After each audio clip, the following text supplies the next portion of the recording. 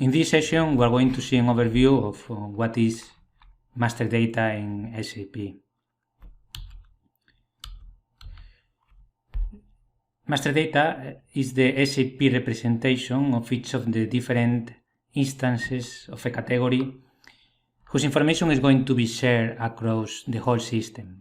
What does it mean is that we are going to use some objects to model the reality, and these are going to be used across all different units, organizational units.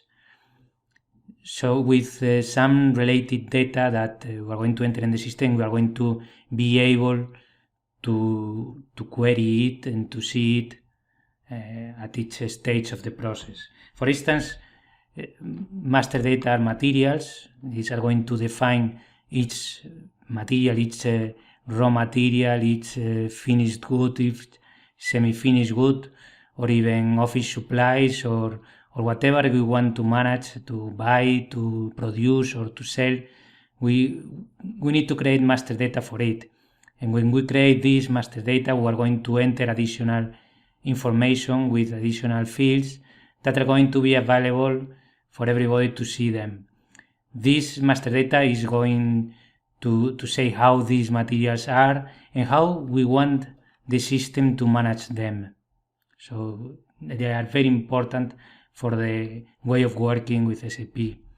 For instance, customers is also a master data. We are going to define all customers we have with their name, address, and also how we are going to manage them, how we are going to fix prices for them, or to manage the credit needs, etc.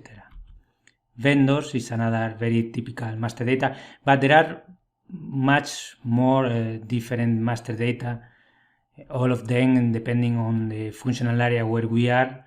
And these are data that are going to be stable in the system.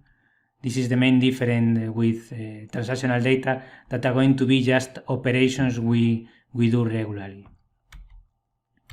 Examples, we are going to see different examples of master data in the main different functional areas. For instance, we have materials that are going to be used across all the different functional areas. In finance, for instance, we have financial accounts. We are going to define them when we start working, but we can create new ones if needed at any time we need them.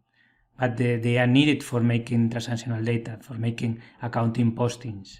So it is a master data in the financial accounting. In controlling, we are going to have cost centers.